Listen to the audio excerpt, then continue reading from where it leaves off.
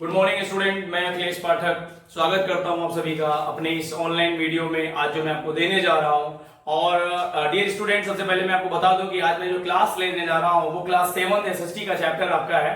सभी स्टूडेंट जो हमारे क्लास 7 के हैं वो हमसे जुड़ जाए और आज की इस वीडियो को हम लोग आगे बढ़ाते हुए और सबसे पहले बता रहे हैं आपको कि चैप्टर का जो नाम है वो ज्योग्राफी का पहला चैप्टर है, our environment. So dear student, इसके पहले मैं बता दूं आपको कि इसके पहले जो एक आपका वीडियो आपको मिला हुआ है आपके एसएसटी का, वो रिसोर्सेज का मिला हुआ है। और एक्चुअली रिसोर्सेज और इन्वायरमेंट जो टोटली एक तरीके से देखा जाता है एक दूसरे के पूरक कह सकते हैं आप, कि एक को अगर आपने समझ लिया तो दूसरे को भी बहुत आसानी से समझ सकते हैं। लाइक इन्वायरमेंट है, उसके बाद इन्वायरमेंट कितने प्रकार का होता है, दो होता है, नेचुरल होता है, मैनमेड होता है। और हम रिसोर्सेज भी पढ़ा था कितने होते हैं, दो होते हैं, स्पेशली नेचुरल और मैनमेड।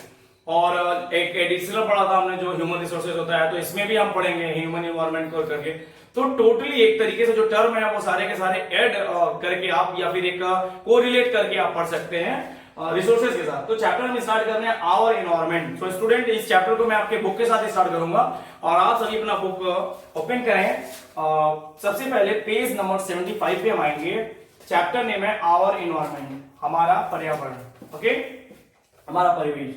डियर स्टूडेंट, इसमें पहले ये हम देखते हैं कि इसमें हम पढ़ेंगे क्या क्या। एक पढ़ेंगे एनवायरनमेंट क्या होता है, उसके बाद इसके कंपोनेंट क्या होते हैं, इन्वायरमेंट में कुछ इसके जो अलग अलग कंपोनेंट है, like air, water, food, land, animals, plant, natural और मैनमेड, अलग अलग करके जो टर्म आएंगे इसको हम लोग स्टडी करेंगे। सो आइए स्टार्ट करते हैं। Components of the environment.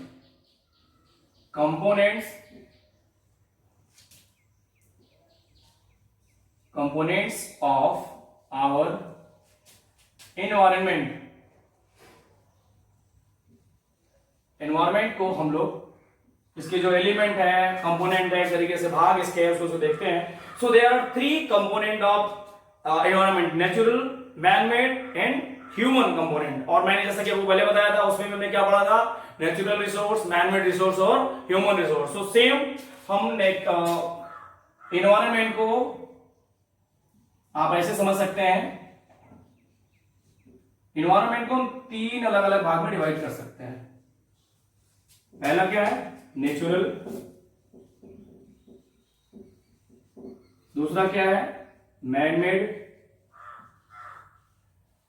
और तीसरा क्या है, ह्यूमन। इस प्रकार से हमने इन्वायरमेंट के 3 कंपोनेंट अलग अलग किए। सो नेचुरल इन्वायरमेंट को समझते हैं हम। These include all objects created by the nature. Natural environment में वो सभी चीजें आती हैं जिसको नेचर ने बनाया है, लाइक लैंड, जिसको लिथोस्फीयर बोलते हैं आप, वाटर, जिससे बना हुआ हाइड्रोस्फीयर होता है, air, atmosphere and living things. और सभी प्रकार के जीवित जो जीव हैं, जो प्राणी हैं, जो सजीव हैं, वो सबके सब किसमें आते हैं, नेचुरल में। स्पेशली इसमें क्या कर सकते हैं हम, एयर रख सकते हैं, वाटर रख सकते हैं और लैंड रख सकते हैं और ऑल ऑर्गेनिज्म, सभी सजीव प्राणी आप रख सकते हैं स्टूडेंट इसमें। दूसरा है manmade component, the object created by human beings like buildings, parks, road, books, vehicles. ढेर सारी चीजें जो मानव ने बनाया है उसको हम क्या यूज करेंगे, manmade environment. Okay, and last one is human, consist of human being like individuals, family, community, religion, politics. एक अलग अलग तरीके के समुदाय है, जैसे आप देखते हैं व्यक्तिगत कोई व्यक्ति है, एक समूह में है, एक वर्ग में है, एक संप्रदाय में है, एक राजनीतिक पार्टी हो गई, एक देश हो गया। इस तरीके से जो आएंगे टर्म्स उसको हम किसमें यूज करेंगे, ह्यूमन रिसोर्स में। स्टूडेंट, नेचुरल एनवायरनमेंट को हम पढ़ते हैं, पहले अच्छे से ध्यान देंगे।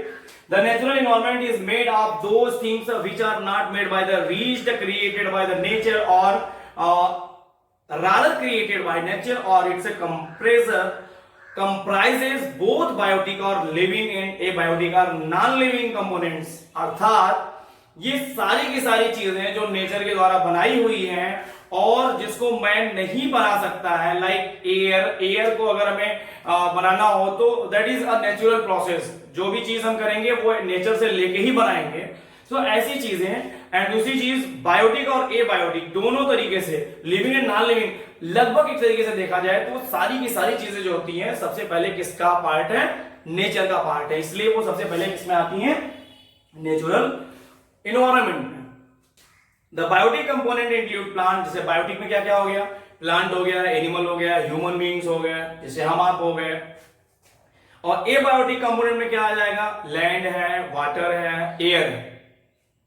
ये सभी के सभी मिलके क्या बनाते हैं, नेचुरल हैबिटेट बनाते हैं। So the natural environment is also known as the habitat of organism. ये जो जीव होते हैं उनके लिए एक निवास स्थान बनाते हैं।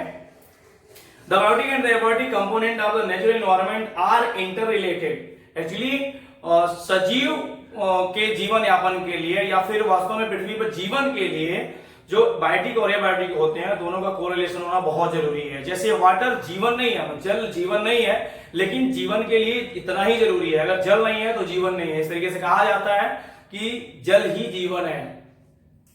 सजीव में नहीं आता है, लेकिन सजीव उसके बिना संभव नहीं है, या प्राणी जगत उसके बिना संभव नहीं है।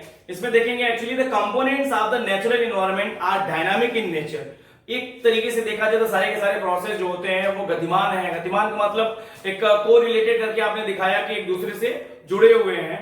If there is a change in our component of the natural environment it will create a change in the other. अर्थात अगर हमारे एटमॉस्फेयर में कोई एक चेंज होता है तो वो तुरंत दूसरा परिणाम उसका देता है। Dear student, the component of the natural environment, इसमें दो चीजें हो, तीन चीजें होती हैं, लैंड, वाटर, एयर, प्लांट और एनिमल्स, ह्यूमंस, इस सबको अलग अलग करके डोमेन्स, रीम्स या domain realms of our earth ये कहते हैं। जितने भी चीजें इसमें, चाहे लैंड है, वाटर है, एयर है, प्लांट्स, एनिमल्स, ह्यूमंस, बीइंग, सब कुछ जो होता है। और actually the 4 realm of our earth are as under. जो 4 रीम्स हमारे अर्थ के हैं वो क्या क्या है। पहला लिथोस्फीयर, जो एक तरीके से सॉलिड क्रस्ट होता है अर्थ का।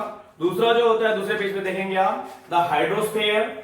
और तीसरा होता है द एटमॉस्फेयर।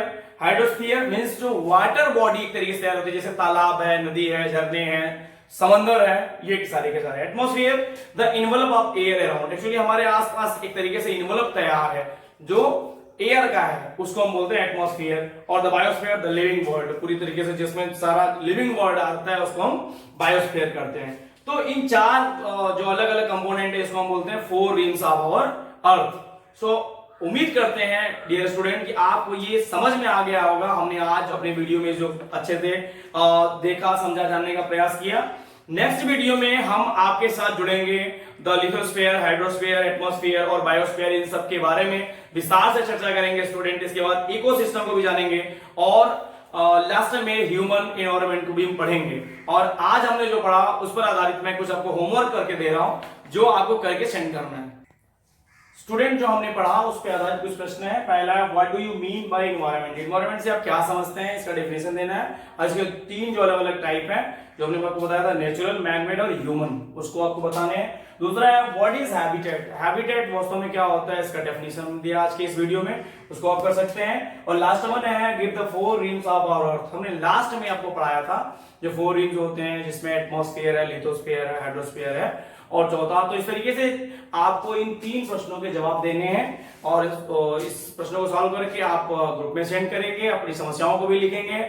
और इसके अगले भाग के साथ मिलते हैं हम आपके साथ फिर अगले वीडियो में। तब तक के लिए थैंक यू सो मच।